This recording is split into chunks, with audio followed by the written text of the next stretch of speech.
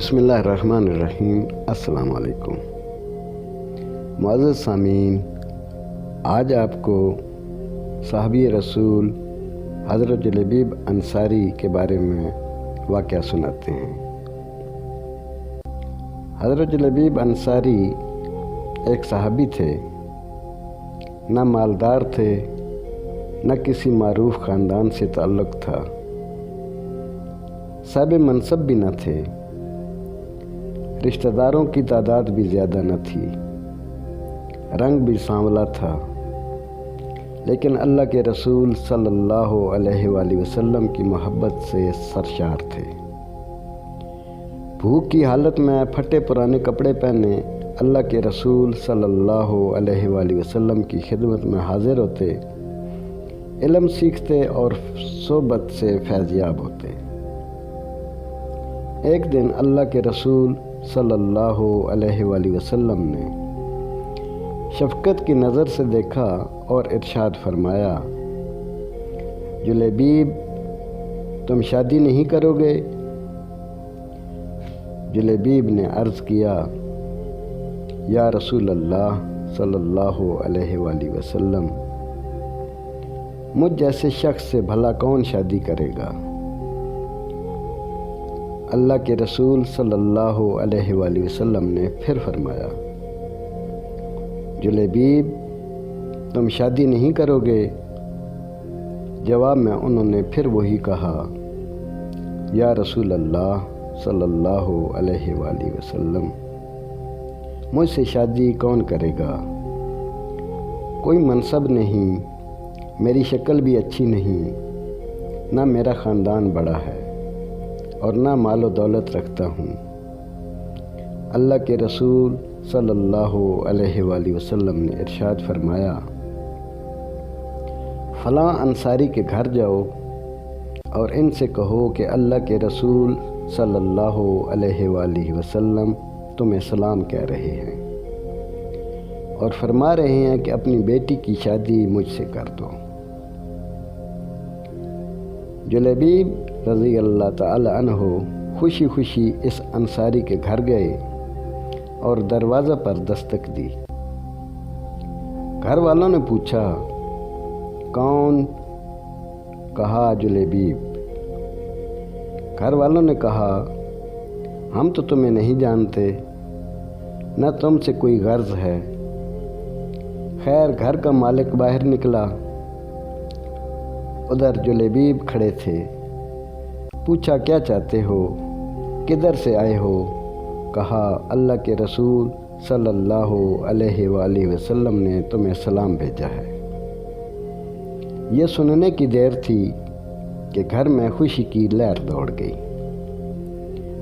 اللہ کے رسول صلی اللہ علیہ وآلہ وسلم نے ہمیں سلام کا پیغام بھجوایا ہے۔ ارے یہ تو بہت ہی خوش بختی کا مقام ہے کہ ہمیں اللہ کے رسول صلی اللہ علیہ وآلہ وسلم نے سلام بھیجا ہے۔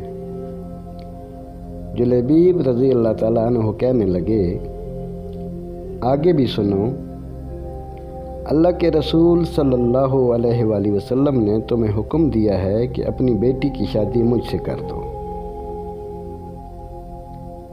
صاحب خانہ نے کہا، ذرا انتظار کرو، میں لڑکی کی ماں سے مشورہ کر لوں۔ اندر جا کر لڑکی کی ماں کو پیغام پہنچایا اور مشورہ پوچھا۔ وہ کہنے لگی، نہ بالکل نہیں، قسم اللہ کی، میں اپنی بیٹی کی شادی ایسے شخص سے نہیں کروں گی، نہ خاندان نہ مال و دولت۔ ان کی نیک سیرت بیٹی بھی گھر میں ہونے والی گفتگو سن رہی تھی اور جان گئی تھی کہ حکم کس کا ہے، کس نے مشورہ دیا ہے۔ سوچنے لگی، اگر اللہ کے رسول صلی اللہ علیہ وآلہ وسلم اس رشتہ داری پر راضی ہیں تو یقیناً اس میں میرے لیے بھلائی اور فائدہ ہے۔ اس نے والدین کی طرف دیکھا اور مخاطب ہوئی، کیا آپ لوگ اللہ کے رسول صلی اللہ علیہ وآلہ وسلم کا حکم ٹالنے کی کوشش میں ہیں؟ مجھے اللہ کے رسول صلی اللہ علیہ وآلہ وسلم کے سپرد کر دیں۔ وہ اپنی مرضی کے مطابق جہاں چاہیں میری شادی کر دیں، کیونکہ وہ ہرگز مجھے ضائع نہیں ہونے دیں گے۔ پھر لڑکی نے اللہ تعالیٰ کے اس فرمان کی تلاوت کی، اور دیکھو کسی مومن مرد و عورت کو اللہ اور اس کے رسول صلی اللہ علیہ وآلہ وسلم کے فیصلے کے بعد اپنے امور میں کوئی اختیار باقی نہیں رہتا۔ لڑکی کا والد اللہ کے رسول صلی اللہ علیہ وآلہ وسلم کی خدمت میں حاضر ہوا اور عرض کی، یا رسول اللہ، آپ کا حکم سر آنکھوں پر، آپ کا مشورہ، آپ کا حکم قبول، میں شادی کے لیے راضی ہوں۔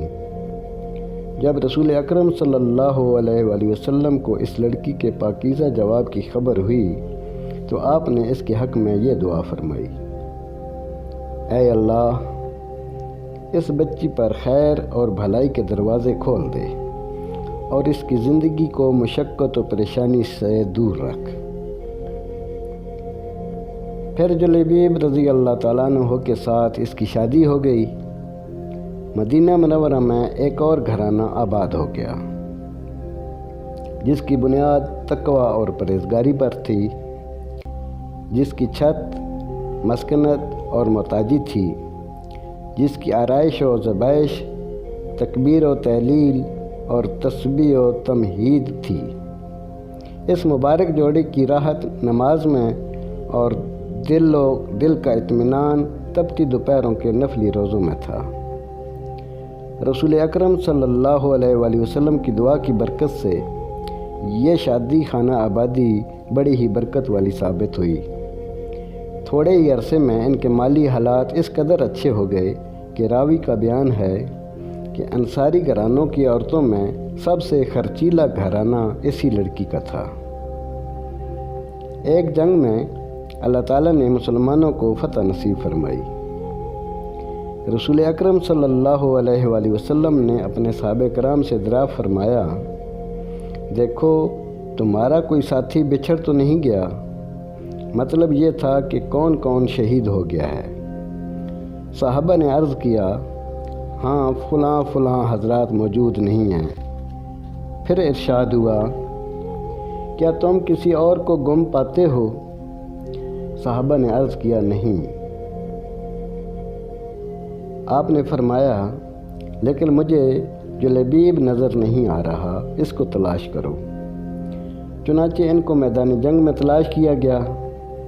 وہ منظر بڑا عجیب تھا۔